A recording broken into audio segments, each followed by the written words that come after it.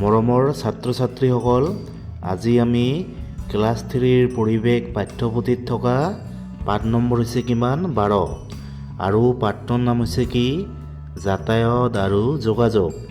এই পাঠটোৰ পিছফালে থকা প্ৰশ্ন উত্তৰসমূহ আৰু পাঠটোৰ ভিতৰত থকা যিবিলাক দৰকাৰী প্ৰশ্ন উত্তৰ, এই প্ৰশ্ন উত্তৰসমূহ আলোচনা কৰিম।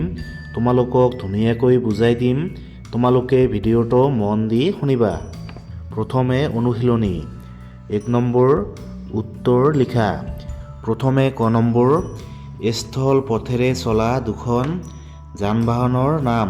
তোমালোকে এই প্ৰশ্নৰ উত্তৰটো লিখিবা যে স্থল পথেৰে চলা দুখন যান বাহনৰ নাম হ'ল বাছ, তাৰপিছত মটৰ চাইকেল, তাৰপিছত ট্ৰাক, তাৰপিছত চাইকেল, ৰিক্সা আদি।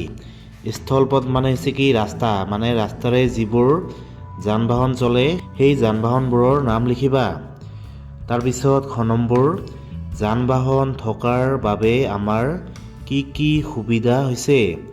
তোমালোকে এই প্ৰশ্নৰ উত্তৰটো লিখিবা যে যান বাহন থকাৰ বাবে আমাৰ বহুতো সুবিধা হৈছে।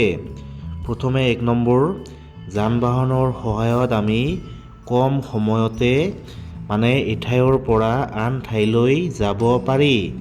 তাৰপিছত তোমালোকে 2 নম্বৰটো লিখিবা যে যান বাহনৰ সহায়ত অতি সহজে বয় বস্তু মানে এঠাইৰ পৰা আন ঠাইলৈ নিব পাৰি।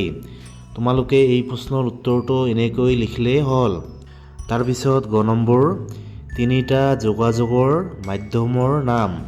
তোমালোকে লিখিবা যে 3টা যোগাযোগৰ মাধ্যমৰ নাম হ'ল কি মোবাইল, তাৰপিছত টিভি, তাৰপিছত ৰেডিঅ', তাৰপিছত বাতৰি কাকত, কম্পিউটাৰ আদি। এইবিলাক হৈছে কি যোগাযোগৰ মাধ্যম। তাৰপিছত ঘ নম্বৰ আলিবাটত খোজ কাঢ়োঁতে মানি চলিবলগীয়া 3টা নিয়ম।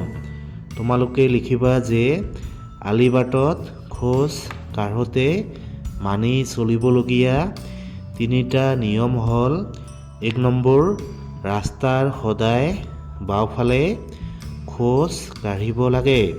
তাৰপিছত 2 নম্বৰ ৰাস্তা পাৰ হওঁতে সোঁৱে বাওঁৱে চাব লাগে। তাৰপিছত 3 নম্বৰ চলি থকা বাহনৰ আগেৰে পাৰ হ'ব নালাগে। তোমালোকে এই প্ৰশ্নৰ উত্তৰটো এনেকৈ লিখিলেই হ'ল। তাৰপিছত 2 নম্বৰ ক অংশৰ লগত খ অংশ আঁচ টানি মিলোৱা। মানে তোমালোকে এইবোৰ মানে মিলাই দিব লাগিব। তোমালোকে এইবোৰ এনেকৈ মিলাই দিবা। ট্ৰেক্টৰ কি মাটিত চলে। তাৰপিছত মালবাহী ৰেল বয় বস্তু কঢ়িয়ায়। তাৰপিছত ফেৰী পানীত চলে। তাৰপিছত উৰাজাহাজ আকাশত উৰে। তোমালোকে এইবোৰ এনেকৈ মিলাই দিবা। তাৰপিছত 3 নম্বৰ খালী ঠাই পূৰ কৰা। ক নম্বৰ যান বাহনবোৰ চলিবলৈ পেট্ৰল, ডিজেল আদি দেশৰ প্ৰয়োজন হয়।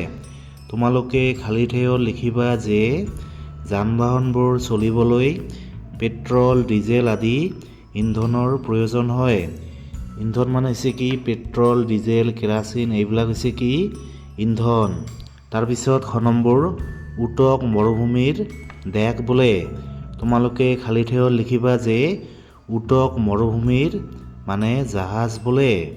তাৰপিছত গ নম্বৰ খোজ কাঢ়োঁতে সদায় নিজৰ দেশ যাব লাগে। তোমালোকে খালী ঠাইত লিখিবা যে খোজ কাঢ়োঁতে সদায় নিজৰ বাওঁহাতে মানে যাব লাগে। তাৰপিছত ঘ নম্বৰ এঠাইৰ পৰা আন ঠাইলৈ অহা যোৱা কৰা ব্যৱস্থাই হ'ল দেশ। মানে এঠাইৰ পৰা আন ঠাইলৈ অহা যোৱা কৰা ব্যৱস্থাই হ'ল মানে যাতায়াত ব্যৱস্থা। তাৰপিছত 4 নম্বৰ তুমি ভালপোৱা এখন বাহনৰ ছবি আঁকা। বাহন মানে হৈছে কি মানে যান বাহন, গাড়ী মটৰ। তোমালোকে যিকোনো এখন মানে ছবি আঁকিলেই হ'ল। তাৰপিছত অতিৰিক্ত প্ৰশ্ন উত্তৰ মানে হৈছে মানে পাঠটোৰ ভিতৰত যিবিলাক মানে দৰকাৰী প্ৰশ্ন আছে, এতিয়া আমি সেই প্ৰশ্ন উত্তৰবোৰ মানে আলোচনা কৰিম। প্ৰথমে 1 নম্বৰ, বৰফেৰে আবৃত টুন্দ্ৰা অঞ্চলত মানুহে কেনেকৈ যাতায়াত কৰে? তোমালোকে এই প্ৰশ্নৰ উত্তৰটো লিখিবা যে বলগা হৰিণ আৰু কুকুৰে টনা স্লেজ গাড়ী ব্যৱহাৰ কৰে। মানে বৰফত আমি স্লেজ গাড়ী ব্যৱহাৰ কৰোঁ। তাৰপিছত 2 নম্বৰ, আকাশী পথেৰে চলা আৰু জল পথেৰে চলা দুখন বাহনৰ নাম লিখা। ইয়াৰ উত্তৰ কি হ'ব যে আকাশী পথেৰে চলা দুখন বাহন কি? উৰাজাহাজ আৰু হেলিকপ্টাৰ। মানে এইবিলাক আকাশী পথ আকাশেৰে চলে। আৰু জল পথেৰে চলা দুখন বাহন হ'ল নাও, জাহাজ, ফেৰী।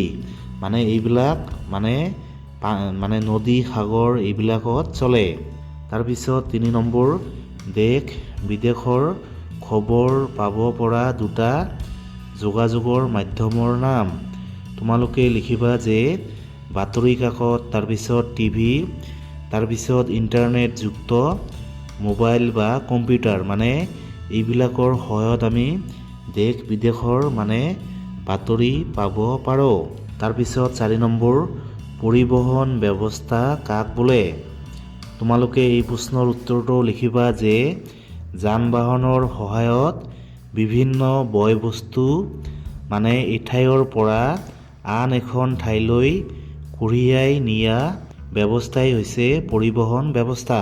তাৰপিছত 5 নম্বৰ, ইন্ধন নোহোৱাকৈ চলা দুখন বাহনৰ নাম লিখা। তোমালোকে এই প্ৰশ্নৰ উত্তৰটো লিখিবা যে চাইকেল, তাৰপিছত ৰিক্সা, নাও।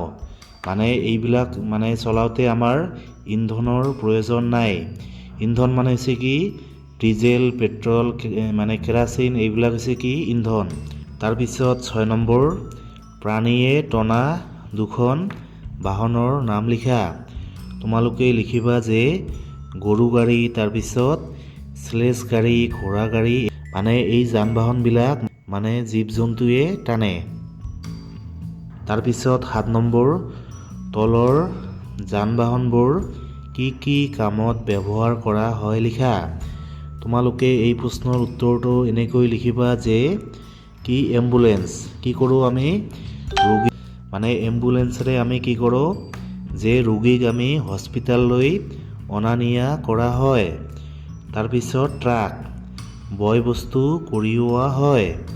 তাৰপিছত স্কুল বাছ, ছাত্ৰ ছাত্ৰীক স্কুলত অনা নিয়া কৰা হয়। তাৰপিছত ডাকঘৰৰ ৰঙা গাড়ী, কি কৰা হয়? চিঠি পত্ৰ অনা নিয়া কৰা হয়। পুৰণি কালত মানুহে ব্যৱহাৰ কৰা 2বিধ যান বাহনৰ নাম লিখা। ইয়াৰ উত্তৰ কি হ'ব যে গৰু গাড়ী, ঘোঁৰা গাড়ী এইবিলাক যান বাহন মানুহে আগৰ দিনত ব্যৱহাৰ কৰিছিল।